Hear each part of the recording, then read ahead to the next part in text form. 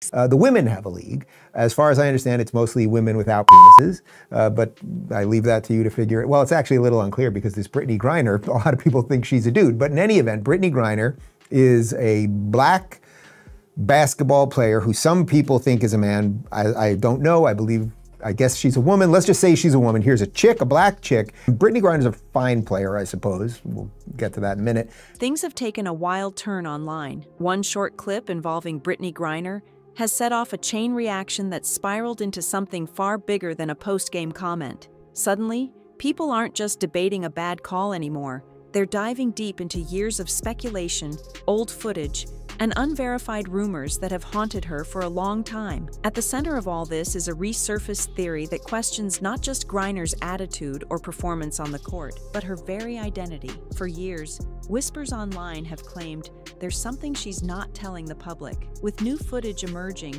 and older posts being dissected like never before, those theories are back, and this time, they're spreading fast. None of this started with a major headline or breaking news alert. His mother is the insane one. She forced him to live as a female right up through high school, filled out all of his paperwork, including BC as female, and kept the charade going. He played on girls' sports teams because his papers said he was a girl. He had to keep pretending in college, stay in women's teams, and now he just has to keep barely pretending to stay in the WNBA. It was a blink, and you'll miss it moment, caught in a few seconds of footage showing Griner walking off the court. Something about her expression, her body language, and more specifically, what she seemed to say under her breath, triggered an avalanche of online discussion. The clip itself isn't clear, there's no microphone, no confirmation, but that didn't stop social media from jumping on it instantly. People zoomed in, slowed it down, read her lips, and began drawing conclusions. Depending on who you ask, she was either frustrated with the refs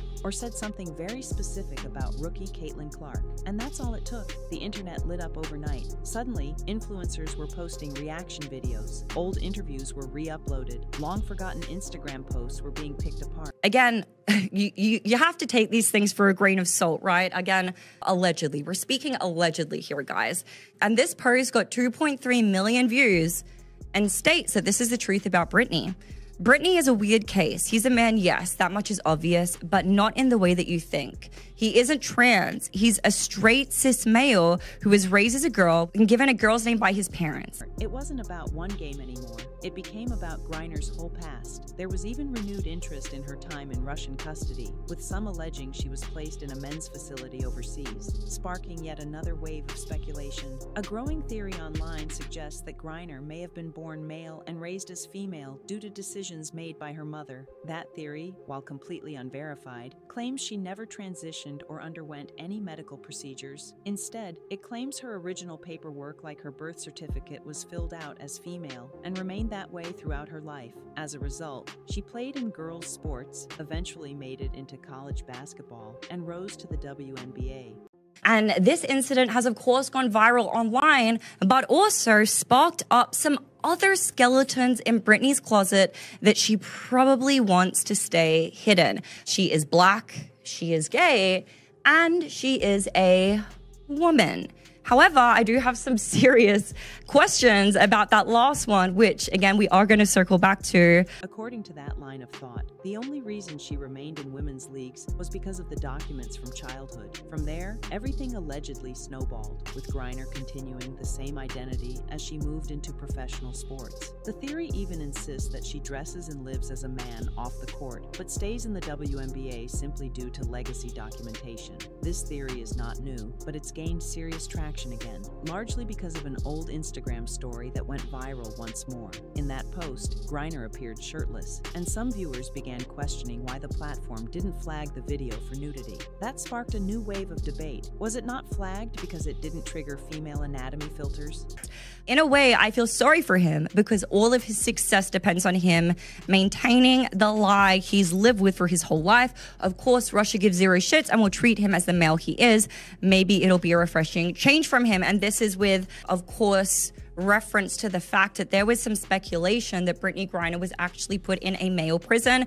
Very difficult to find any reports that actually confirmed that, but that was widespread speculation at the time. From there, comparisons were made to her voice, her appearance, and even her behavior. It turned into a full-scale online investigation, Threads started surfacing with side-by-side comparisons of Griner over the years. People analyzed how she talked, how she dressed, who she dated, even how her shoulders looked in certain uniforms. None of it was confirmed by any official source, but the speculation kept growing. The Russia angle only added fuel to the fire. During her high-profile detention overseas, some people claimed she was processed into a men's facility. No confirmed reports ever backed that up, but the idea stuck and became part of the narrative.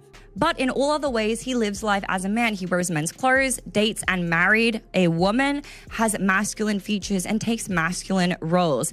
If not for his mother's insanity, he would be a mediocre male player in the NBA. And honestly, that may even be a little bit generous in this context. It's now one of the talking points people bring up when digging into her background. And then there's the latest viral clip, the catalyst that reopened all of this. Griner was caught leaving the court, and some viewers insist they heard her say something offensive toward Caitlin Clark. That one moment opened the floodgates. Now, it's not just about one heated interaction. It's being connected to a broader story about whether there's been full transparency in her sports career. Caitlin Clark has become central in the discussion too, not necessarily for anything she said, but because of how fans have positioned her in this storm. Her supporters are rallying, saying she's being targeted unfairly by veteran players who might feel threatened by her fast rise to fame. That narrative is spreading, especially on social media, where fans have created a contrast between Griner's legacy and Clark's emergence. Amid the chaos, the WNBA is being called out too. Critics are questioning whether the league is ignoring the controversy to avoid a major scandal. They point to the silence coming from both Griner and league officials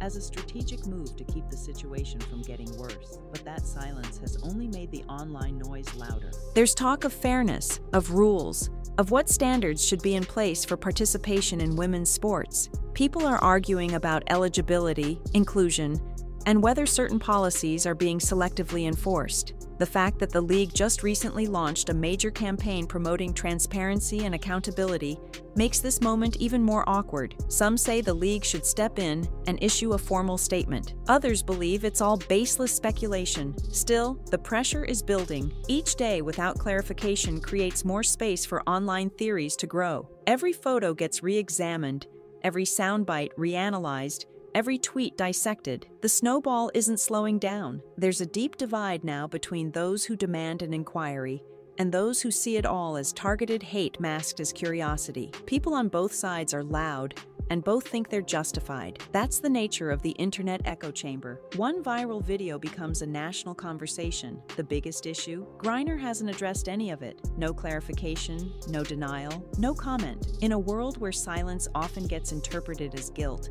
the lack of response has only made things worse. It's led to even more assumptions, and each unanswered question creates 3 more. This isn't just about one person anymore. It's turned into a reflection of how sports and identity collide in a digital world. It's about whether leagues are equipped to handle controversy when it arrives suddenly and with this much intensity. It's about whether someone's entire public life can be torn apart because of a moment caught on camera. Whether this storm fades or escalates further depends on what happens next. Will there be a response? Will the league take action? Or will things continue spiraling in the online space without anyone stepping forward? That's where things stand now. The moment might have passed on the court, but online, the debate has only just begun. This controversy isn't slowing down. What started as a short, blurry clip of Brittney Griner walking off the court has evolved into something much larger, pulling in years of speculation, viral threads, and long dormant rumors. And with every passing day, more voices are joining the conversation, some skeptical, some convinced, and others just trying to make sense of the chaos. The triggering moment was brief.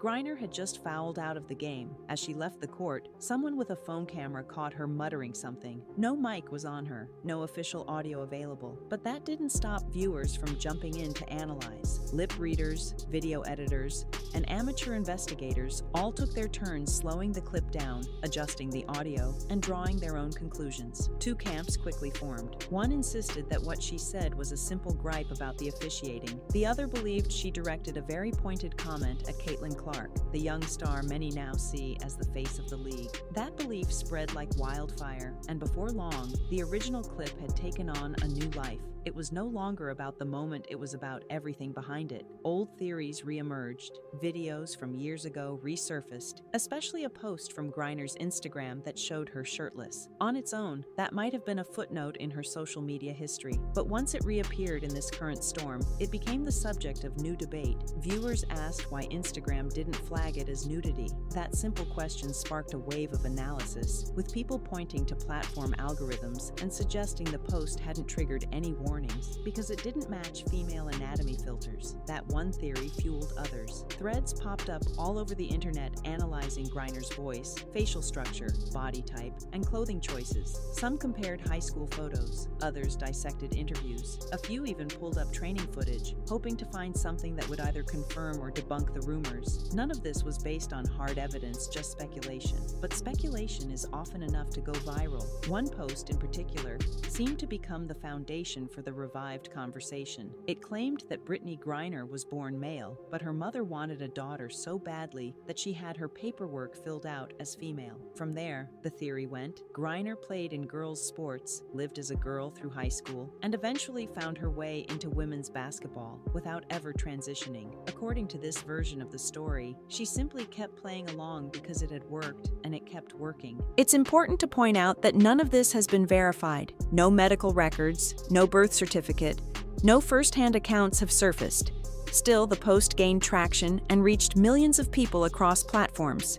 Some took it at face value, others dismissed it as nonsense, but the views kept climbing, and the silence from Griner didn't help. Without a response, people filled in the gaps themselves. Then came the speculation about her time in Russian custody. During her high-profile detention abroad, some began claiming she was housed in a male facility. The reports were unconfirmed and no official statement backed that up. But the rumor stuck. It became part of the broader narrative that's now being rehashed and analyzed all over again. Some say it's a key piece of the puzzle. Others argue it's just another layer of noise. The situation has become so convoluted that even sports journalists are finding it hard to keep up. Some outlets try to stay neutral, reporting only on the surface-level controversy. Others avoid it altogether, likely fearing the backlash. But online, nothing is off-limits. And it's not just fans or gossip pages weighing in, it's influencers, podcast hosts, former players, and even political commentators. Meanwhile, the league has remained quiet. No statement, no clarification, no disciplinary action. For a sports organization that just launched a campaign emphasizing fairness, transparency, and inclusion, that silence is being interpreted in different ways. Some think it's a deliberate move to avoid opening a bigger issue. Others believe they're still figuring out how to respond without escalating the situation further. In the middle of it all stands Caitlin Clark.